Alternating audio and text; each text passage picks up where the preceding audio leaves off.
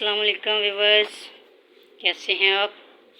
उम्मीद है कि आप सब खैर खैरियत से होंगे। अल्लाह आपको खैर खैरियत से ही रखे, जहाँ भी रहें आप खुश रहें, आमीन सुम आमीन। बना रही हूँ मैं आज न्याज़ मौला इमाम हसन अलैहिस्सलाम की। तो ये तमाम चीज़ें मेरे पास मौजूद हैं जो कि मैं आपको दिखा रही हूँ।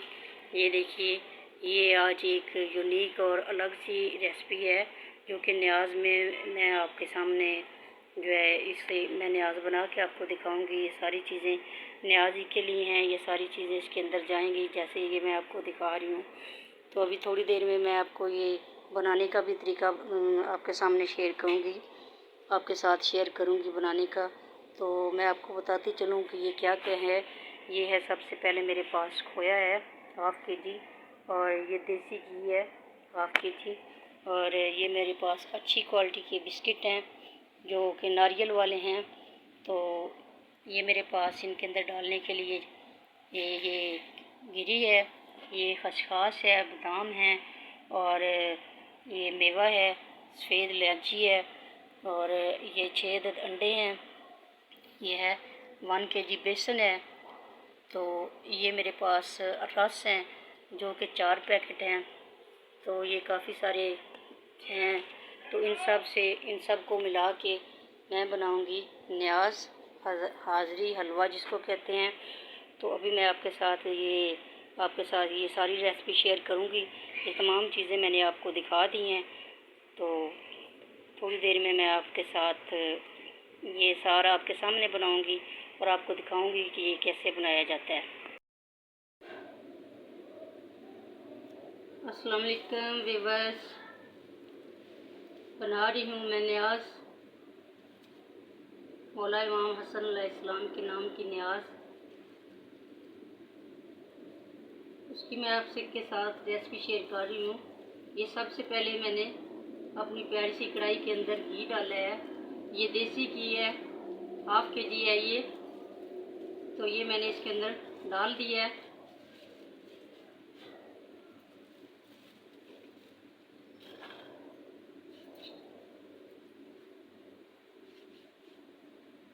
बिल्कुल हल्की आंच मैंने रखी हुई है।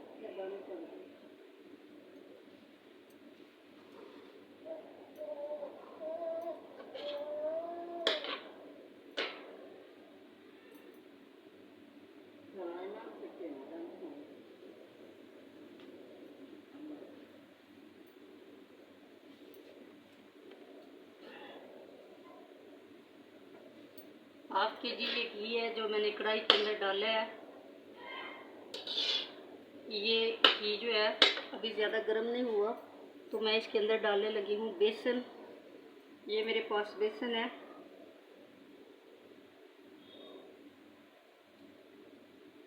हाथ की मदद से इसकी गुठलियाँ तोड़ लेनी है।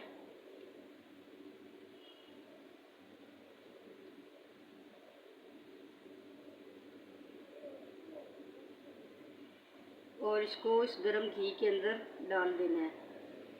ध्यान रखिए, ज़्यादा गर्म घी के अंदर नहीं डालना क्योंकि बेसन जो है ये जल्दी जल जाता है। तो इसको हल्के गर्म घी के अंदर डालना है और इसको हल्का हल्का फ्राई करना है। तो ये है मेरे पास बेसन जो कि मैं इस घी के अंदर डाल रही हूँ। ये तकरीबन 3 पाव है।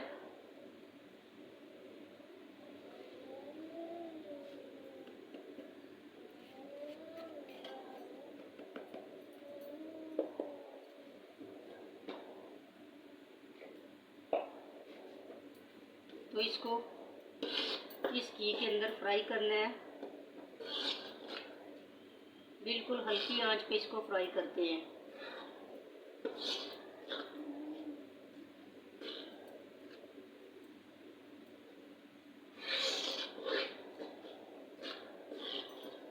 अल्लाहुम्मा सल्ली अला मुहम्मदिन व अला मुहम्मद में आज है मौला इमाम हसन अलैहिस्सलाम की।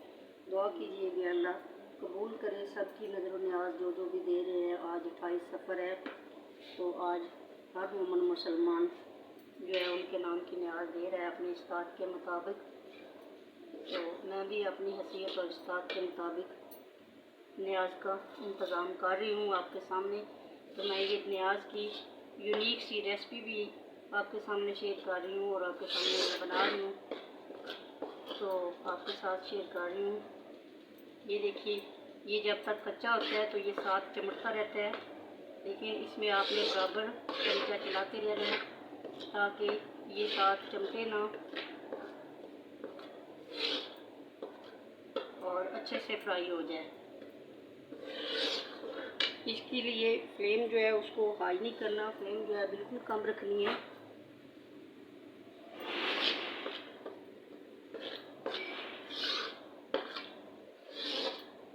सारी गुठलियाँ जो हैं वो इस तरीके से आपने हल कर लेनी है, तोड़ लेनी है, गुठली ना रहे इसके अंदर। जो गुठली रह जाती है वो सख्त होती है, तो कोशिश ये करनी है कि कोई भी गुठली इसके अंदर ना रहे।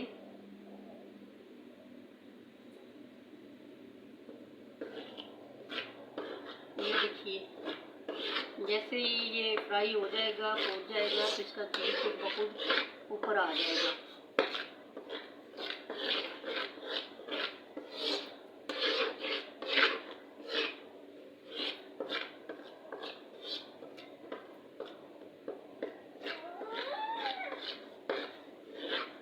न्याज चाहे कम दें चाहे ज़्यादा दें,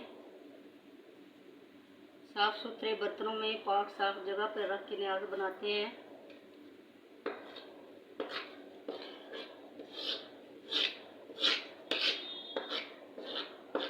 दिलो जान से इसकी तैयारी करनी चाहिए।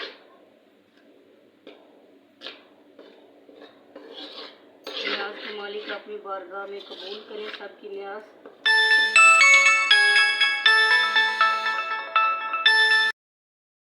माशाल्लाह से बेसन भून गया है, ये देखें इसके बुलबुले से ऊपर आ रहे हैं। ये जो है कढ़ाई के साथ से ये अलग हो रहा है और इसके ऊपर घी भी आ रहा है और उसकी खुशबू भी अच्छी आ रही है। तो बहुत ज़्यादा अच्छी खुशबू आ रही है बेसन की। ये निशानी सबसे बड़ी है कि जब ये भून जाता है तो इसकी बहुत प्यारी खुशबू आती है। तो ये देखिए, इसका कलर भी अच्छा हो गया है और ये घी छोड़ने लग गया है।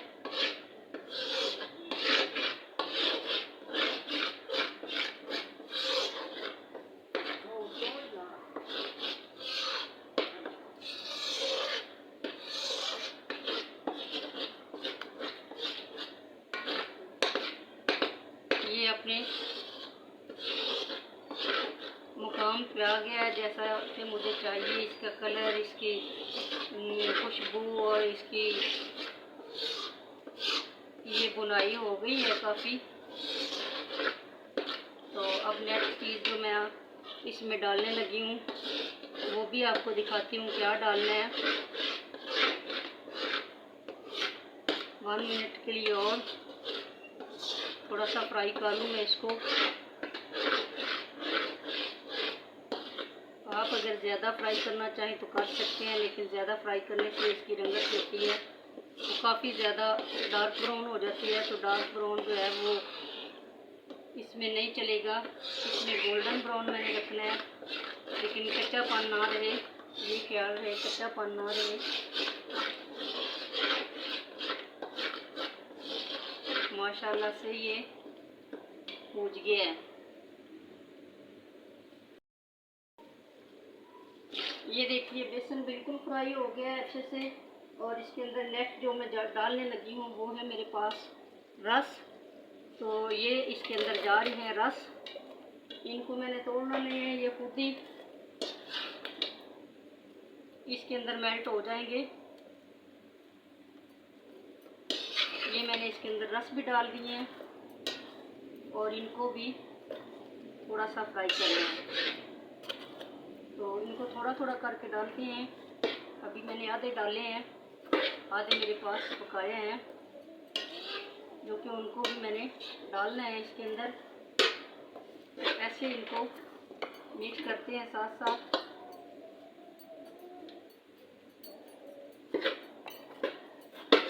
फ्लेम इनकी हाई नहीं करनी, जितनी है उतनी ही रखनी है। जो दूसरी सूजी वाला होता है हलवा या हाजरी जो भी होता है उसकी फ्लेम जो है हाई रखते हैं। ये बिल्कुल हल्की फ्लेम पे बनता है क्योंकि ये सारी चीज़ें पहले से ही पकी हुई होती हैं, तो इसलिए इनके फ्लेम जो है वो हाई नहीं करनी, बिल्कुल लाइट हल्की सी रखनी है। तो इनको इसके अंदर करना है मिक्स।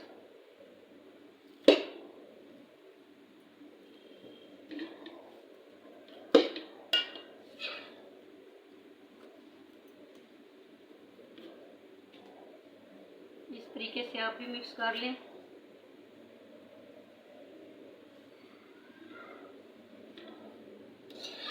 ये देखिए, इनको इस तरीके से आपने मिक्स कर लेना है बेसन के अंदर। इनका माशाल्लाह फूड भी कलर जो है वो बहुत अच्छा है, बड़े अच्छे यूनिक बेकरी के ये रस हैं, अच्छे वाले हैं। तो इनको आपने इस तरीके से इनके अंदर मिक्स कर लेना है, जैसा कि मैं कर रही हूँ।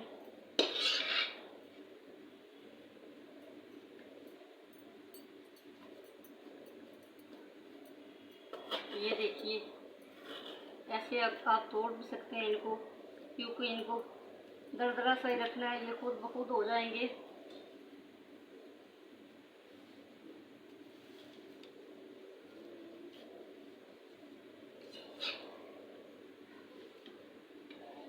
तो ये देखिए, अभी मैंने हाफ डाले हैं, हाफ भी इसके अंदर डालने हैं मैंने।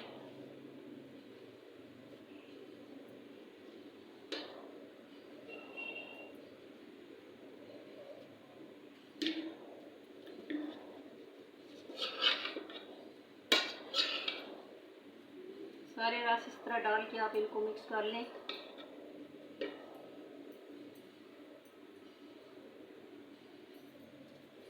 ये है मेरे पास दूध, ये मेरे पास 1.5 kg दूध है। इसको मैंने थोड़ा सा इसके अंदर छक्का लगाना है, इसके बाद फिर इसमें डालना है।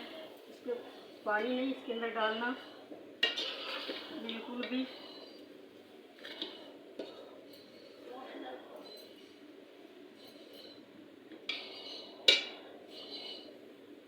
तो ये जो मेरे पास बाकी हाफ रस है वो भी मैं इसके अंदर डाल रही हूँ।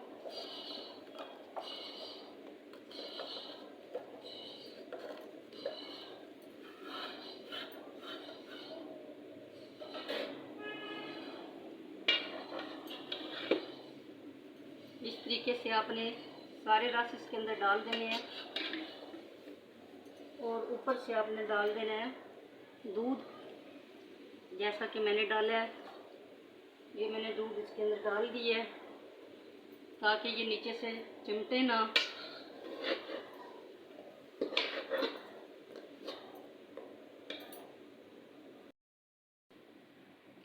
देखिए जी, तमाम रस दूध के अंदर और घी के अंदर मिक्स होके इस शेप में आ गए हैं। ये देखिए, ये सारे के सारे 4 पैकेट्स थे, तो ये सारे गल के इस शेप के अंदर आ गए हैं तमाम रस। तो नेक्स्ट मैं इसके अंदर डालने लगी हूँ, ये मेरे पास अच्छी कंपनी के बिस्किट हैं जो कि खोपरा वाले हैं। इसके अंदर काफ़ी सारा खोपरा और चीनी वगैरह जो है वो काफ़ी ज़्यादा होती है। तो ये मैं इसके अंदर डालने लगी हूँ तमाम के तमाम बिस्किट।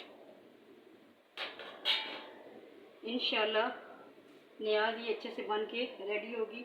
तो इसके बाद मैं डाल रही हूँ इसके अंदर दूध। ये है दूध, इस तरीके से इसके अंदर डालते हैं दूध।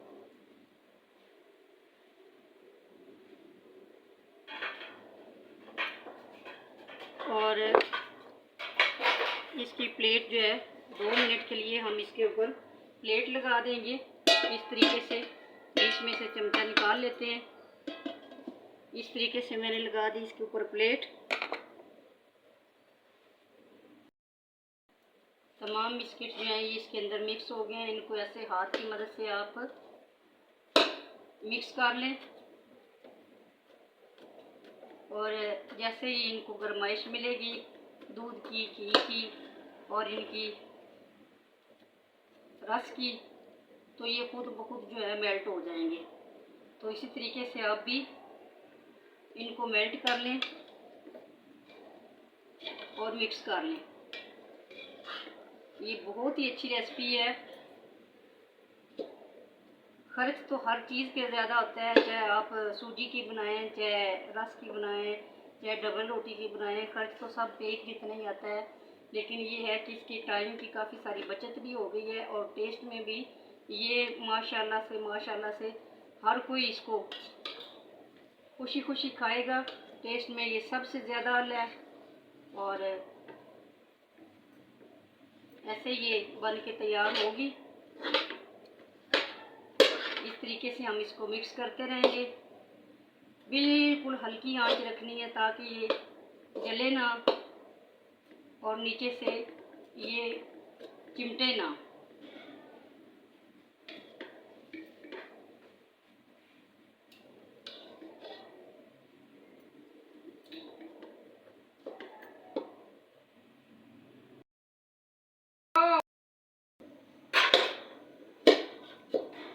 ये कुछ ऐसे से बन के तैयार हो गया है। अभी इसको मज़ीद थोड़ा सा भूनना है ताकि सब्ज़ी ऊपर आ जाए। और ये अभी मिक्स नहीं हुआ पूरी तरह, ये पूरी तरह मिक्स हो जाए क्योंकि मैंने काफ़ी सारी अशिया इसके अंदर डाली हुई हैं। तो जैसे ही ये मिक्स हो जाता है तो फिर ये अपनी असली शेप में आएगा। तो ये देखिए माशाल्लाह से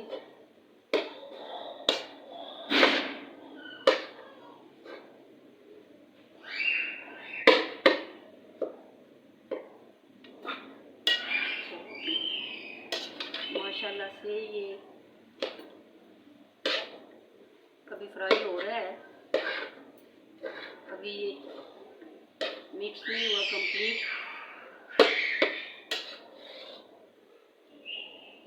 इस पे काफ़ी सारी मेहनत होती है।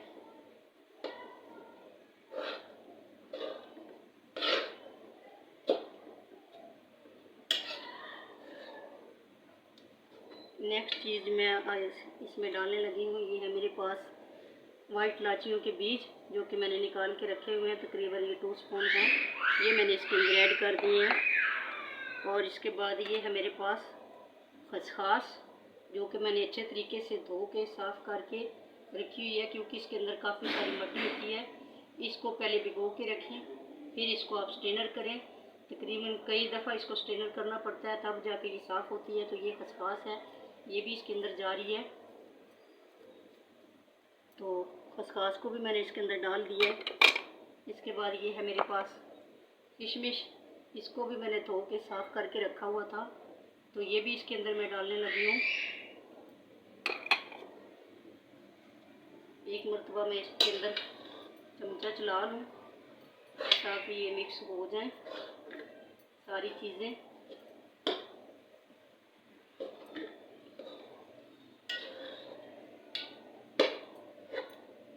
इनको मिक्स करना ही थोड़ा सा मुश्किल काम है। तो इस तरीके से आप इनको मिक्स करें।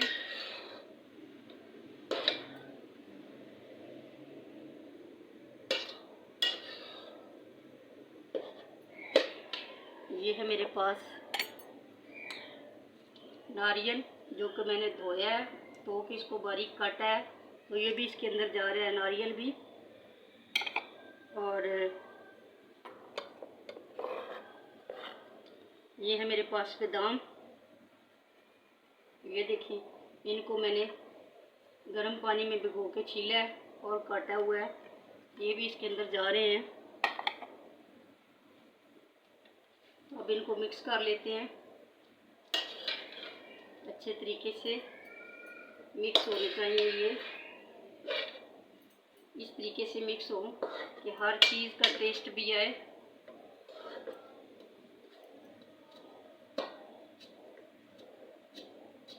चीनी अभी मैंने नहीं डाली क्योंकि हर चीज़ मीठी है पहले से ही, तो पहले इसको टेस्ट करेंगे, इसके बाद इसके अंदर चीनी डालेंगे। चीनी ऐसे नहीं डालनी।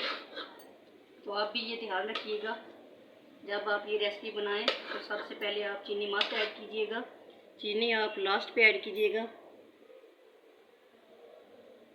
तो इसके बाद ये है मेरे पास एग, ये 5 एग है मेरे पास, सॉरी 6 है। ये 6 एग हैं जिनको मैंने निकाल के रखा हुआ है। तो ये इसके अंदर मैं डाल रही हूँ इस तरीके से।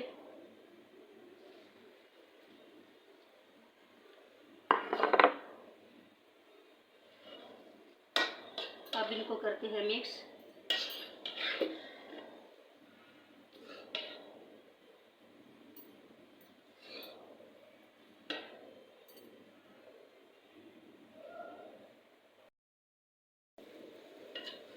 देखिए जी, ये न्याज बन के रेडी हो गई है। ये आपके सामने है।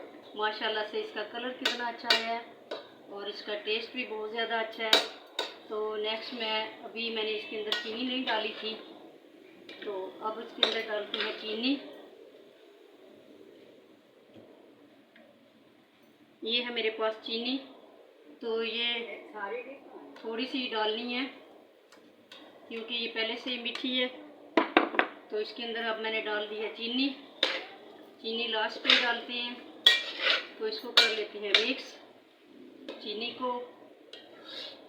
और लास्ट आ गया इसके, ये है मेरे पास खोया। तो ये मैं इसके अंदर खोया भी डालने लगी हूँ। ये देखिए, उम्मीद है मेरी रेसिपी आपको पसंद आएगी। और दुआ कीजिए कि मौला कायनात सबकी नज़र न्याज को कबूल करें और मेरी भी इस न्याज को कबूल करें जो कि मैंने उनके नाम पे बनाई है। और सारी रेसिपी मैंने आपसे शेयर की है। अगर आपको ये पसंद आए मेरी रेसिपी, मेरा तरीक़ेकार, तो आप भी इसी तरीके से बनाएं और मुझे लाइक, शेयर और कमेंट्स ज़रूर करके बताना कि ये न्याज आपको कैसे लगी। और जो जो भी न्याज खाना चाहे वो कमेंट में नारा हैदरी का जवाब दे और इंशाल्लाह न्याज उस तक पहुंच जाएगी। अल्लाह हाफ़िज़।